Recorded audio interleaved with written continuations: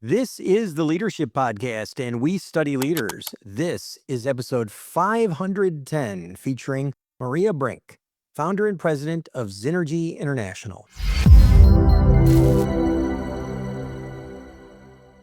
Thank you for joining us today. This is Jim Vasilopoulos, founder of Rafty Advisors, and this is the Leadership Podcast. Hey everybody, Jan Rutherford here, founder of Self-Reliant Leadership. Thanks for making us a part of your day as we study leaders. And Jim and I are really proud that we have over 500 episodes in our catalog. And all of those, which are evergreen content, can be found at theleadershippodcast.com. Yeah, and this episode is proudly sponsored by Darley. They are trusted by warfighters and firefighters since 1908. Their company is dedicated to equipping our military and first responders with the essential tools they need for mission success, from fuel and firefighting pumps to drones and tactical solutions. Discover more about this incredible company and the people who serve our nation's heroes at Darley.com. That's DARLEY.com. Darley, you serve others, we serve you. Our guest today is Maria Brinck, who is a visionary thought leader devoted to breaking up the traditional leadership monopoly in order to generate the diversity of thought necessary to solve our most pressing challenges in organizations and nations. And she's a neighbor up in Boulder. So Maria, welcome to the show. Thank you so much for having me on your show, and congratulations to your 500 episodes. That's fantastic. Thank you. We appreciate that. So we always ask, what's not out there? What's not in the public bio? Well, first of all, thank you so much for introducing me, and that was a very nice bio. The one thing that brings back a little bit my perspective of not being born here in the United States, but coming over as an international student from Sweden is probably the contrast. And I bring up some of this in my book, The Leadership We Need, but the contrast between, and there's a lot of talk about purpose right now, but the contrast between finding purpose versus creating purpose. And I'm sure we're going to talk a little bit about that throughout the podcast today, but I see things, I believe, very different from being from Sweden. We have more of a education around and history around finding an inner author in all of us, an inner author then that in turn creates a purpose for us, and that there are certain questions and tools available for all of us to really explore and be curious what that's all about. It also entails a lot of the balance between the feminine and the masculine, which you also see in our society overall in Scandinavia, and maybe even, I would say, particularly in Sweden, versus here, which is more of a, what I would say, and I'm sure some of your audience will push back, depends what country you're comparing America to, but to me, a very masculine culture, very masculine values, and also, of course, very masculine type of leadership. So, Yeah. Thanks for sharing that. Well, I mean, those things are always interesting, all the ways that we show up. And in so many podcast episodes, we've talked about cultural perspectives, and not just, corporate culture, but culture across the world. And we've had, I think, pretty good diversity of thought with our guests. So one of the things that you call for in your book is a shift from command and control, which so many people do, say enough of that, to collaborative leadership. I'm wondering, though, right off the bat, pragmatically, what's a practice leaders can do today to start to make that shift real? yeah. And ironically, command and control sounds a little bit like that masculine, doesn't it? Yeah. Oh, Very absolutely. much so. Yeah. Whereas the collaborative is for the feminine, the connection, the relationships that we all have in us is not really about women and men or men and women. It's more about what we bring to the table as leaders. One tool that I believe in strongly is for leaders to really get to know their people.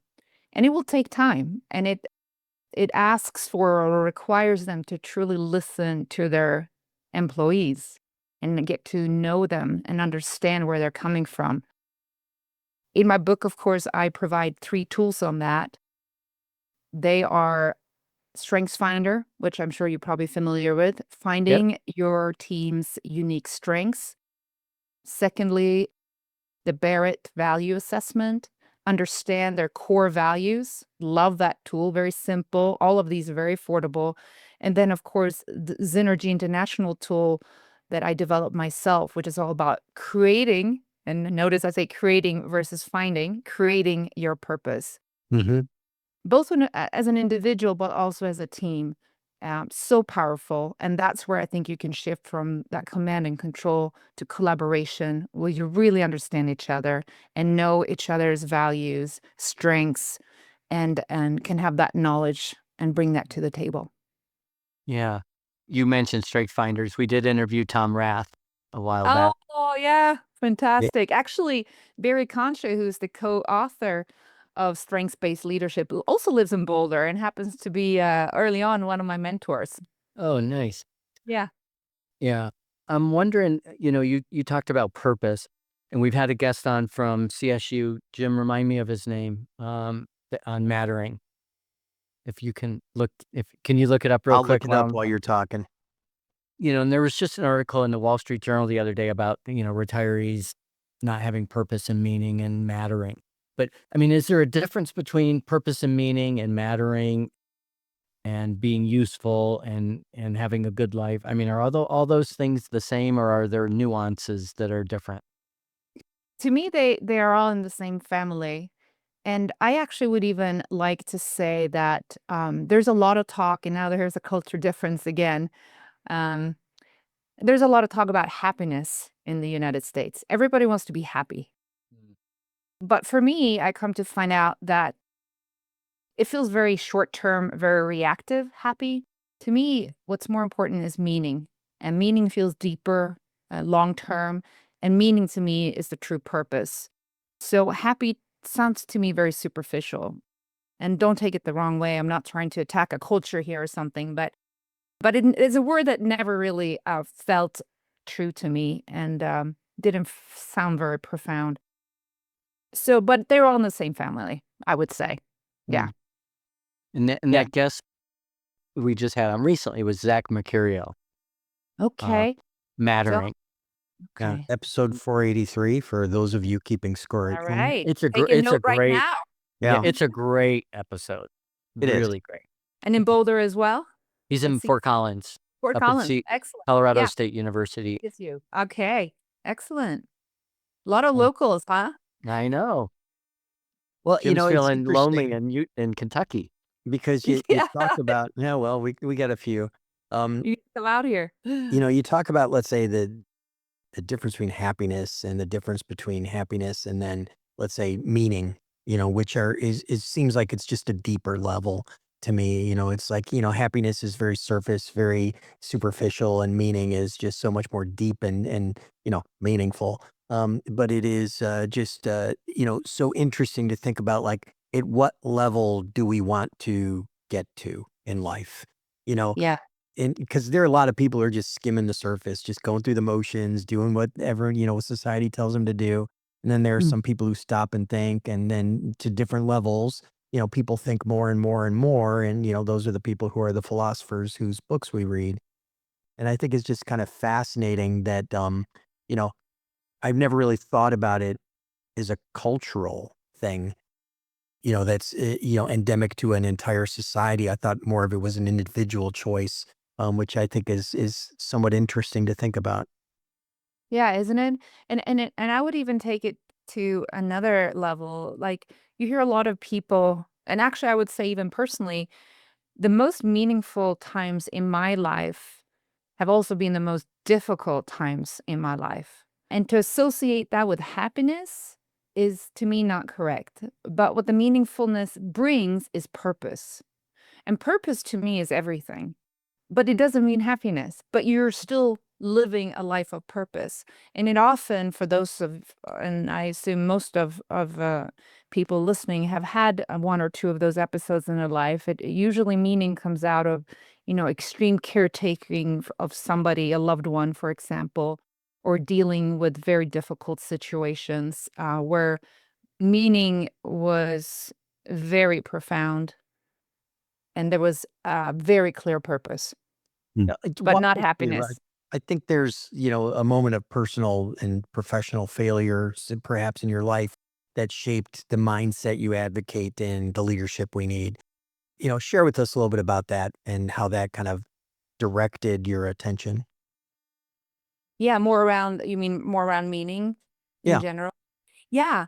I think a perfect example would be coming over as an international student, wanting to live the American dream, getting the amazing corporate job that everybody wanted, being in pharmaceutical, biotechnology, sales. Things were good. Things were really good. I made big money. I was very young, got the big titles, status. People were impressed. But what did it really give me internally? I had the figures. I was top 2% in the nation, but there was something truly lacking. There was a sense of loss. And I think a lot of people can relate and they know exactly what I'm talking about. Hmm. And what I did find out, and I'm not recommending this, and by the way, but for me, I had to quit. I just had to quit my job because something was terribly wrong, and I couldn't figure out what it was at the time. But what I came to find out was it was the lack of meaning. My job didn't bring enough meaning for me. It brought money and the numbers and the status and all of that, but it didn't bring meaning. And what do I mean by that? I left my job, moved to Cameroon to work with chimpanzees and gorillas. And over there, to my surprise, also discovered a very different type of leadership in the indigenous cultures. But for me, that moment, what I realized that was missing in my life in the United States, living the American dream, was connection. Mm. Connection to anything, a connection to animals, connection to nature, connection to people, connection to my family. And how I kind of stopped valuing that. I took that for granted and start looking for stuff, the materialistic world that is easy to get caught up in, money. And unfortunately, I had to go all the way to Cameroon to figure that out. I bet Mm. a lot of people could figure that out much easier than the route I took and the journey I took, but it definitely changed the trajectory of my life. And I'm so grateful that I found it Yeah. because it's changed everything. It really did. You will see me, Jan, you will see me driving around in Boulder in a 2009 totally beaten up Prius. That's me. There's more Yeah. than a few Priuses in Boulder. Yeah, it's a pretty popular praise but if you look for the most beaten up Prius, that would be me, literally. Because in the end of the day, I don't care. I don't care. Yep. Back in the day, and we're talking, and this was the transformation, but back in I wanted the nice, good looking, latest model, you get it. Yeah. Don't care at this point. So we're kind of going to be on a Colorado track today. My apologies to my co-host Jim, but another recent guest of ours, Jack Swift, a Boulder guy, was really talking a lot about when we had him on the show, letting go of old frameworks. A lot of and Margaret Heffernan out of the UK has been writing about this forever. We got to let go of frameworks and leadership models that don't work anymore. I'm wondering, in this crazy, complex, interconnected world, what are the blind spots you see leaders holding on to with regarding traditional leadership models? Yeah, great question. Absolutely, do we need to let go of old frameworks that are not serving us anymore? And it's not just because it's the right thing to do, of breaking up the leadership monopoly, so to speak, men, masculinity, hyper masculinity, I should say. But it's also something we have to do if we are to have a bright future, in my opinion. Why do I say that? I believe that our public crisis reality that we all live in right now is a direct consequence and caused by the monopoly that we've seen. We talked a little bit about diversity of thought here earlier. And if we don't get the diversity of thought that is needed to meet these very complex, systemic, fast-paced challenges that we are currently faced with, we're not going to have a bright future. And so it's a little bit more than just doing the right thing and bringing different voices into leadership that is desperately needed. Of course, women, but also, other minorities, the indigenous population. As you two probably know, we killed off about 74% of our biodiversity since 1970. 5% of the indigenous population makes up the world population, but they sit on 80% of what's left of our biodiversity. If we don't get their voice into the conversation in leadership and at the table, and what we started out this podcast with, listening and make sure we hear them, how Yeah. are we going to have a bright future? In You- nature, You're no one exists alone. So here we are. what I'm hearing you say, Maria, and kind of in plain speak, in my mind, plain speak, Yes, is, and correct me if I'm wrong. What I'm hearing you say is, don't live in an echo chamber. exactly. Yeah, I recognize that people recognize that they might be in an echo chamber, but it's really hard. I think the challenge is organizations, really some of the really best ones, create such a strong culture, and that they get so good at selecting people. And you were in pharma, you know how this worked. Everybody looked like Barbie and Ken. They were all a bunch of clones in pharma. Yeah. So all of a sudden they look around, they're like, we got this thing dialed in, and everybody's the same opinions, same perspectives, all that. So are you basically saying when it feels really comfortable to punch through and get uncomfortable and start doing things differently? Absolutely. There's so many things that goes on in that comfort that is so dangerous. Not only is it an echo chamber, but there's a reason why it is an echo chamber, which makes it even more comfortable. First of all, it's very comfortable for us when it comes to electing and growing and developing leaders, and even electing leaders, to go for a very unconscious bias that we are basically born with. It probably comes from evolution. And I did some research in this in the leadership we need.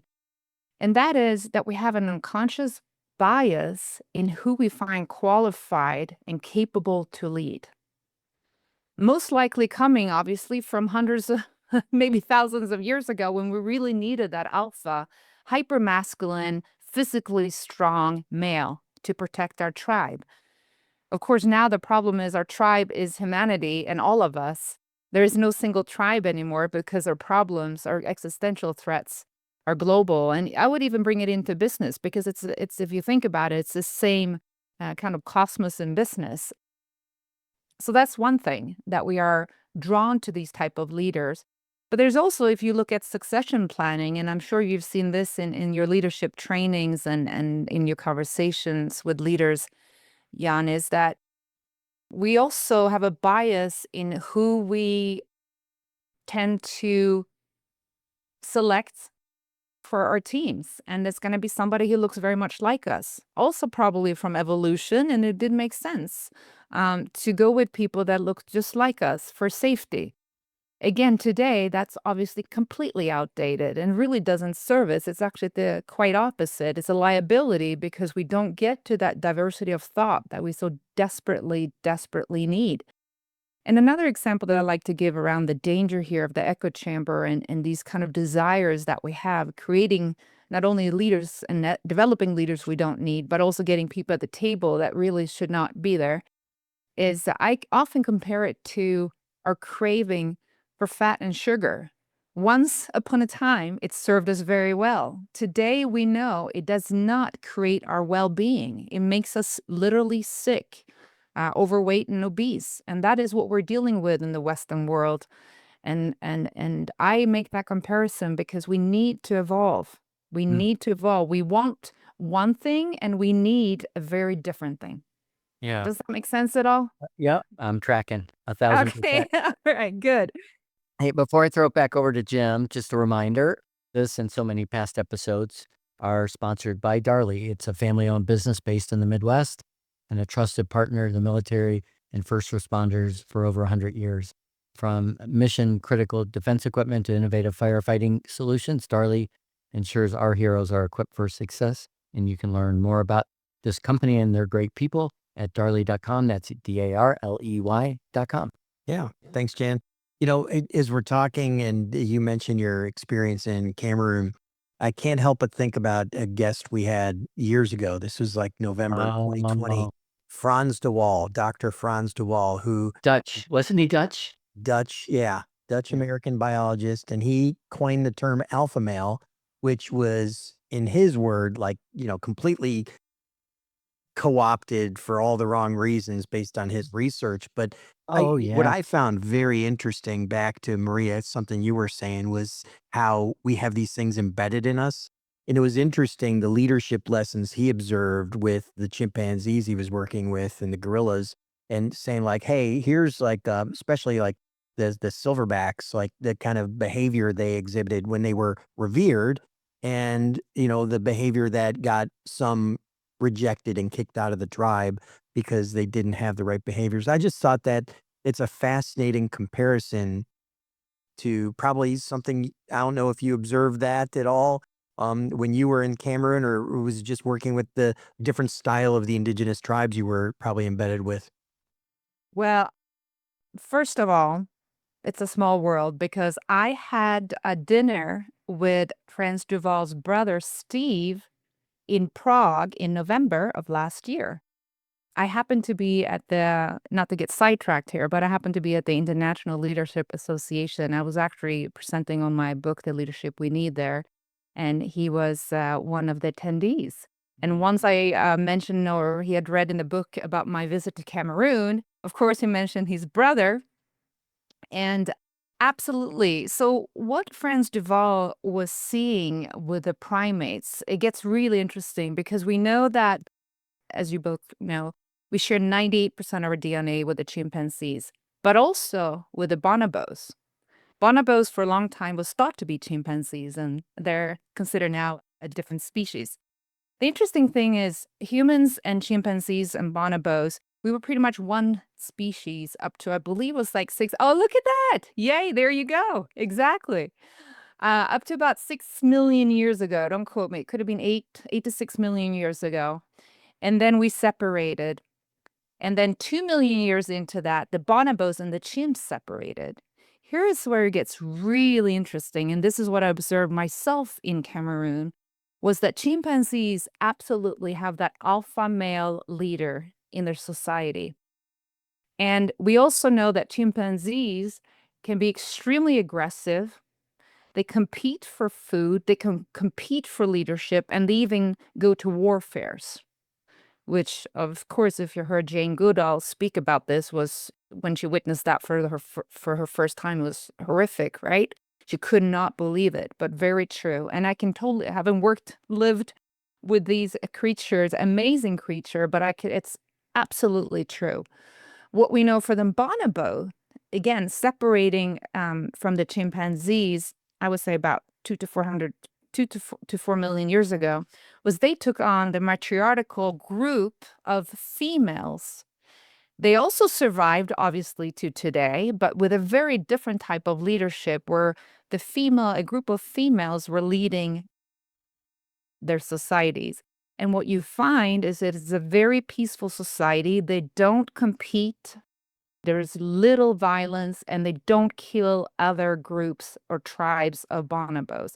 Totally different styles, totally different outcomes. And here's some other interesting facts I would like to add on to that. Then we know, if you look at aggressiveness and you compare, for example, humans to other mammals, you will find that humans are 6 times more aggressive than the average mammal. And of humans, we know that about 92 to 96% of all homicides worldwide are caused by men. You see the picture here? Yeah. And then we also elevate and develop and vote for those type of traits into leadership. And then you hear people saying, Maria, you're being very naive. Humans they're always going to be wars. It's human nature. Is it really? Or is it more in the male nature? These aggressive type of behaviors. And again, not just in male, but a very celebrated and highly valued and incentivized male that we have come to, in my opinion, overvalue, which is what I see playing out in the world today in so many countries and in leadership in organizations as well. And it brings a lot of questions up. Is the leadership really serving us? Considering the challenges we currently have, not just in nations in the world today, but also in organizations. And we're talking about command and control to collaboration. We can really dig deep here. You see Yeah. where I'm going? I, Yeah. I do. And, I think, it's one of those things where it's like, part of the challenge, I think, when I think through this same problem, because it's not like, this is new, research or study. It's how many millions of years does it take to get rid of some of this stuff? And, I know intellectually we can change our behavior, but at the same time, we know that, I still have an appendix that's totally unnecessary. Yep. We know that from a decision-making framework from, all the neuroscience that is coming out, that we make our decisions emotionally and we rationalize them with our prefrontal cortex. So, we could come up with our logical arguments, but, we really have to suppress these things that are so innately embedded into our system, into our operating system, that, you know, i- this sentiment is good. I'm not going to question it. It's just the practicality of it. So let me ask you a more practical question. What is something that we can practically do today to help, and maybe something we need to unlearn or try and at least be aware of to, put us on a better path? Is that coming from a leader's perspective or is it like you and I? Anyone, you or Leader? me listening, what is it that we can do that we should be at least aware of, that like is maybe a mind trap or something we need to unlearn, that is keeping us from, maybe our best outcomes? Yeah. I do think it goes back to that kind of masculine trait that we all have of wanting to have all the answers, right? Being the smartest in the room. In particular, as leaders, I think we're just want to be that person and instead being humble and realize that I might not be the smartest in the room. And maybe I should open it up to everybody being smart and realizing that no one is as smart as all of us. And I think getting over that of having to be the smartest in the room is probably going to be the biggest thing to unlearn because asking for help, asking for other people's opinion, and truly listen to people are gonna bring that diversity of thought that we spoke about earlier, which is so crucial, for organizations to do well and perform at their highest at the level that they need to perform today. Yeah. Let me shift gears just a little bit and going back to, I think what we're really talking about is self-awareness. And, organizations, leaders all say they value it, Mhm. yet systems and incentives often reward speed and power. Mhm. And I'm wondering, Maria, what changes you think leaders need to make to ensure reflection, slowing down, actually influences decisions and behaviors in a positive way? Yeah. Fantastic question. And I'm sure you're very familiar when you say you're an executive coach, they always say, well, what can you really change? And how are you measuring that? And they think that it's so soft and cushy that you can't measure it. Well, actually, you can measure it and you can even incentivize these behaviors. And so, what I've done in my work is I call it an open 360 that I developed myself. But I think the open 360 versus a closed 360 and what that means, right? So for those of you not familiar with it, you ask for feedback from the team, the direct reports of this particular leader. And then you can put in things like, is this leader building trust? Is this leader making you feel safe? Is there psychological safety on this team? And then you rank it 1 to 5, 1 to 7. And then, of course, as an executive coach, you go back in, let's say 3 to 6 months later, and you track. You ask exactly the same question to the exact same people and see, have this leader moved the needle at all? You go back again, 6 months later, do it again, right? And you see how you're tracking. And here is the interesting thing. You can also attach that to their performance review. So you basically put dollar amounts for each one of the tracking there, the 1 to 7, the 1 to 5. And so there are ways to incentivize these type of behaviors and put it in their performance reviews, and it really does make a difference. Yeah.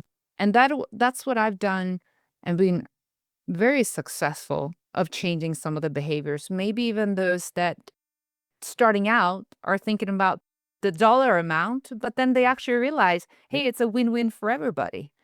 Let me ask you, I mean, I always think of executive coach. I mean, there's really three things we can always point to. I mean, in addition to what you said, is what's the retention? Are people following them? Yeah. 2, are they developing people? Are people in their team getting promoted, taking on more responsibility? And 3, Yeah. is the team producing, the results? I mean, Absolutely. so, I mean, to me, those are all, I mean, those are, I see those as sort of the big 3 legs of the stool. Do you see that macro the same way, or do you have a nuanced perspective on that? No, I think that entails what it's all about, and you and I know that we have our work cut out for us because in all of that is disengagement, and which it's a pandemic in itself, with about 80% of the world workforce employees disengaged at work, costing about $8.8 trillion every year. Yeah. So absolutely, but that is exactly what it's all about. Agree. You just brought that up, and it just triggered something. I'm not trying to contradict you. Again, rightly so, you're comparing, America, United States with Europe. Those engagement surveys actually show American Mhm. workers are more engaged than European workers, way Mhm. more. I mean, what do you attribute that to? I'm wondering. I'm curious. I can't speak for all of Europe. I doubt that that would hold true if you compare a Swedish culture to American culture, because Swedish culture in leadership team has a very flattened culture where collaboration is the key.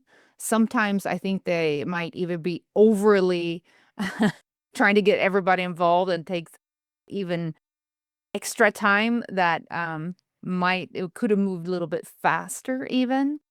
And I do know sometimes I get the feedback that they're tired of always have to ask everybody at every level, at every department. So they might be even a little bit overdoing it on that side at times. But I can't speak to the overall European unless you've seen the specific to Sweden, because that would be very surprising to me. Yep. Yeah. And Um, and also if you look at, as we know, work doesn't stop at work. Whatever mental s- feelings you have at work, you usually tend to take it home with you, and it affects your family as well, and everybody that you interact with.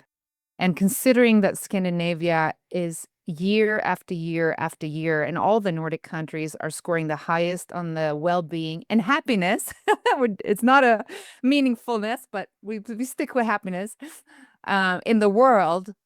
I would have to say that the disengagement probably doesn't hold true in Scandinavia, but I have to see the numbers. But I don't think you can be disengaged at work and then report the happiest or the strongest well-being in the world. No. You see what I'm saying? Yeah. Yeah. I kind of want to dive a little bit into kind of the transition that you had when you were like, listen, you're killing it. Pharmaceutical sales, you're like, not working for me. I'm missing something. You check out, you find what you're looking for, and you kind of, have that moment where I'm going to do things differently going forward, and you made a really stark change in your life. We've had quite a few people on the podcast. That's why they're guests on this podcast who've had similar type events.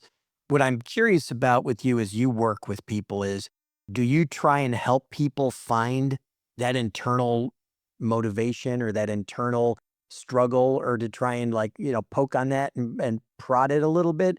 Or is that something that people just have to do, in your perspective? Like it just has to come to you when it comes to you. If you don't have that inside voice, that internal voice, like I can't turn it on for you? Or is there a way to help us maybe change the way we listen so we hear that internal voice? Absolutely. That's the secret sauce right there. We have to listen to that secret voice. It's there. Everybody has it. Absolute everybody has it. But it can take time. You have to have a lot of patience. You have to ask the right questions. And you have to start valuing it. I think a lot of people are not trained, or they're kind of molded not to ask those questions. And they're kind of molded of looking outside of themselves. And they're kind of molded to listen to an outside voice. It's kind of like, I believe most people are brought up, specifically in this culture, thinking that they're going to find their purpose someday. It's just going to show up, or they're going to find it under a rock. As if somebody else created that purpose and put it under a rock, and now you're going to find it. Outside of Hollywood, for some people, yes, that has happened. And I'm very happy for those people. And I truly believe that that has happened to them. But for most of us, it takes a lot of work, a lot of work. It's not serving a lot of people to think that that's how they're going to find purpose in life. And that's why I switch it from find to create purpose, because creating purpose, now you empower you. You empower your inner author and how you can author your own life, and you can create as much purpose in your life as you want. And it's available to all of us, and it puts everybody on an equal footing. I think a lot of people feel lost because they're still looking for and hoping to find purpose. And it just, in my opinion, rarely happens that way. Not to say couldn't happen, but for most of us, I don't think it does. So going back, and that's a long answer, but absolutely ask the right questions. And in leadership and executive coaching, we ask a lot of those deeper questions for our leaders, but to do it individually and do it in your personal life, so important, so important. Yeah. Let me ask you one last quick question. Might be unfair. I'm sorry. You can say no. You can punt on this one if you want to. For people who don't want to stumble into their purpose or wait for it to find them, and they want to kind of create that purpose, what is one good starting question they should ask for themselves? And I realize this might be unfair because conditions, could change circumstance, but is there a good starting question that you should ponder to kind of say, this will maybe be the catalyst for thinking differently? Absolutely, absolutely. It's actually my favorite question, and you will find it in the end of my book under the tools that I provide. And the question is quite simple, and it is, when do you feel the most alive in your life? When do you feel the most alive? And then you can go deeper. You say, where am I at? Who am I with? What's the situation? What strengths am I bringing to the table? And you can go and dig and dig and dig, but just ask yourself, when do I feel the most alive? And how can I bring more of that into my life? I think that is the question. And then you can reflect on that, and you're going to find that most people, that aliveness comes from very different places, being with very different people. And some people might even say that that's when I'm by myself, and that might tell you that maybe you don't need a group or a team at work. You still need, obviously, connections and all of that in a society, but maybe you're that lonely wolf. Or others are going to say, I have to have people around me, and these are the type of people. Okay. So it's, the answers you're going to get to that questions is going to answer, or the answer you're going to get to that question is going to answer a lot of things for you. So that's what I would recommend. Maria, we really loved having you on the show. I'd love to hear what sort of closing thought or call to action you might have for our listeners. Maybe it's what Jim and I just spoke about there. I think it's so powerful, and I think it could give a lot of people a sense of purpose. And obviously, it's up to them how much they want to create. But I think at these times that we are currently going through, there's just so much anxiety in the world, and you feel like things are out of your control. and it's a lot of doom and gloom. So finding and empowering yourself and asking tough questions and reflect and realizing you're actually in control of more than you think, I think is a powerful message to end on. So, yeah, I think I'll leave it at that. Maria, thank you. This has been a wonderful conversation. Thank you so much. Thank you so much, Jim and Jan, for having me on your show. Again, I'm honored, and I assume I'm like 501 or something. Episode 501. Yeah, Wow. 510. 510. 510. Well, excellent. Thank you. Yeah. It's been a Our true pleasure. listeners, that's all we have for you this week. We'll include ways for you to connect with Maria in our show notes, so make sure to visit us at theleadershippodcast.com. And remember, what motivates me is the conviction that our problems are mainly a consequence of a lack of holistic understanding of the man-made system in which we are entwined. Helena Norberg-Hodge. It's a wrap. Thanks for listening to the Leadership Podcast. To listen to more shows or to access the books and content discussed on this show, be sure to visit theleadershippodcast.com. The material in this podcast is copyright by Rofke Advisors and Self-Reliant Leadership and must have written approval before commercial application.